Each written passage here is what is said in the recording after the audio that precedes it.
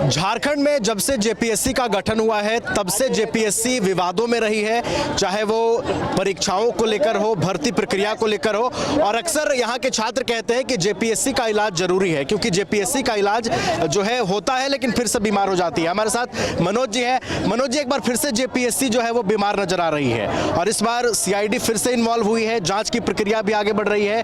और आज यहाँ जो न्याय की भीड़ जुटी है, कैसे न्याय मांग रहे हैं, क्या मांगे हैं आज की? देखिए, यहाँ जेपीएससी को कैंसर हो गया है, इसका इलाज नहीं है, इसका इलाज नहीं है।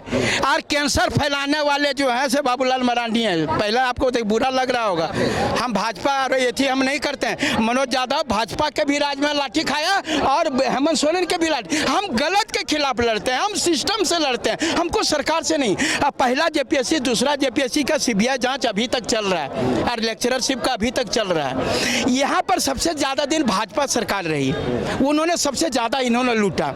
तो हेमंत सोरेन को बड़ी दर्द हो रहा था कि ये भाजपा वाले ज्यादा लूट ले रहा है और कांग्रेस को भी दर्द हो रहा था, हमरा मौका मिलने दो।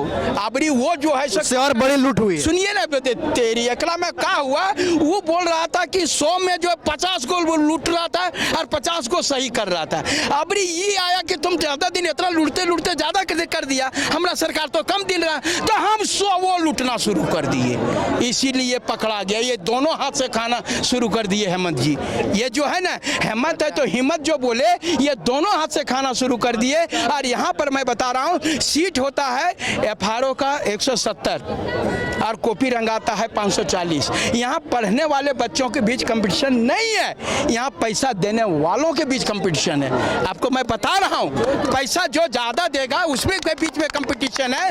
और दूसरा बात कि यहाँ पर जेपीएससी है, ये खाली आपको मैंने उत्तर प्रदेश के लोगों को पता है, कर्नाटक के लोगों को पता है, पंजाब के लोगों को पता है, दिल्ली के लोगों को पता है कि झारखंड में नौकरी बिक रहा है, लेकिन हमारे माननीय मुख्यमंत्री को पता नहीं है कि यहाँ झारखंड में नौकरी बिक रहा है। ये शर्मिंदगी की बात है ना, क्योंकि जेपीएससी को कर्नाटक के आदमी ने बाकायदे अभय तिवारी का नाम लेकर के कहा, कहाँ गया इनका वह पेपर लीक वाला सिस्टम जो इन्होंने कानून बनाया था।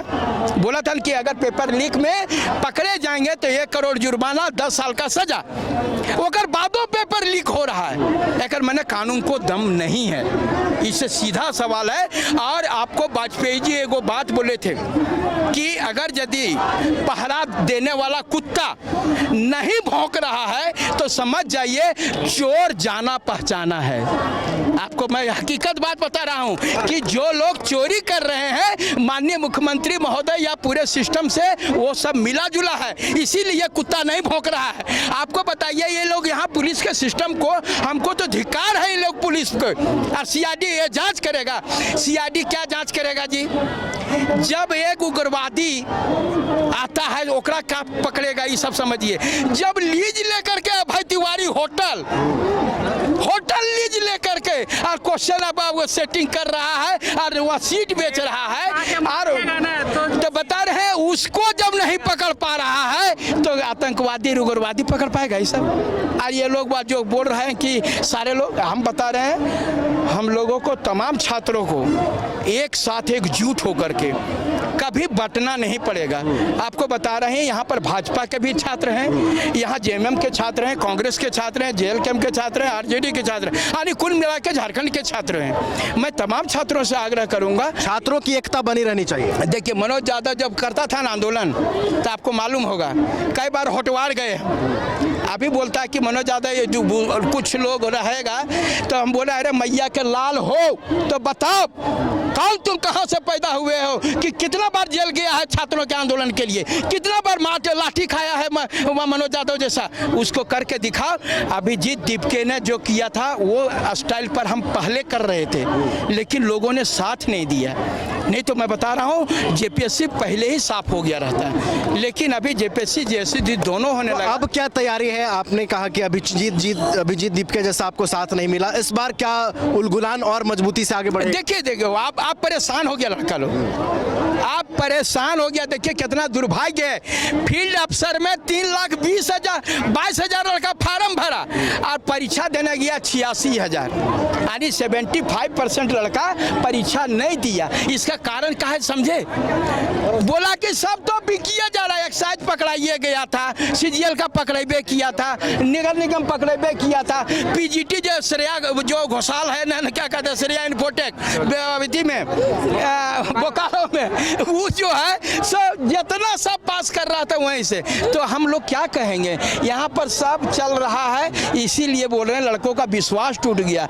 अब अंधवारी जो है, अब लगा कि विश्वास जब टूटता है ना, पहले लोगों को बहुत घमंड था लड़का लोग को, बोले एकरा नहीं तो ओकरा निकाल लेंगे, अरे ओकरा से ओकरा निकाल लेंगे, लेकिन पता चला कि अब ककरो नहीं निकलेगा, तुम भीतरे में रहोगे और कहीं नहीं निकलेगा, काहे कि बाहर लोग जो है सब सेटिंग गेटिंग हो चुका है। और यहाँ पर बता रहे हैं ना, इतना भ्रष्टाचार है कि पहले क्वेश्चन परीक्षा हो रहा है झारखंड का, पढ़ाई हो रहा है बंगाल में, परीक्षा है झारखंड का, पढ़ाई हो रहा है नेपाल में, परीक्षा है झारखंड का, पढ़ाई हो रहा है गया में और उड़ीसा में।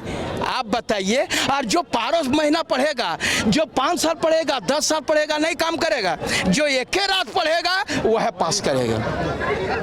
झारखंड में पढ़ेगा तो नहीं पास करेगा, बाहर जाके पढ़ेगा तब पास करेगा। और ओकरो पर नहीं पास कर पाया, ऐसा ऐसा बैल है एकागो जरा क्वेश्चनों देने से नहीं पास करेगा, तब बोलता है कि अच्छा ठीक है कोई चिंता नहीं, तो हम अंदर से रंग देंगे। आप समझिए इतना भ्रष्टाचार है, क्वेश्चन मिलने के बाद नहीं सकता है, तो अंदरों से रंगने का सुविधा है, खाली माल चाहिए। लेकिन चलिए तो पैसा लगेगा, रेट कड़ा होगा, लेकिन माल सही होगा।